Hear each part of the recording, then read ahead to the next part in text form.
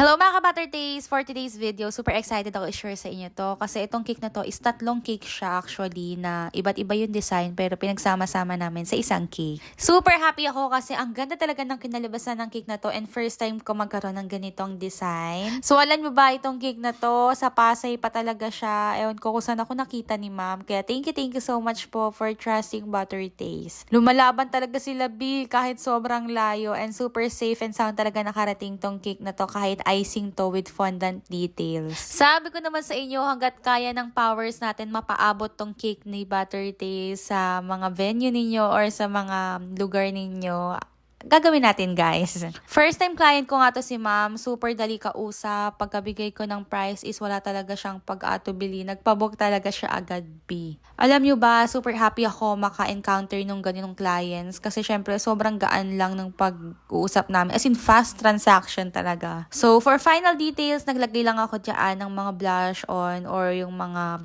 pink dyan sa unicorn natin as well as dun sa ating baby on top. If mag-ask kayo kung ano yung pinaka-size ng cake natin, 6x5 moist chocolate to. Tapos syempre ang icing natin, Whip It Classic ng Bakersfield. Syempre, Whip It lang malakas talaga sa mga cakes natin kasi nanlalaban talaga yung icing nito and never tayo nasiraan. So ito na yung finished product ng ating cake. Yun lang. Maraming salamat. Bye!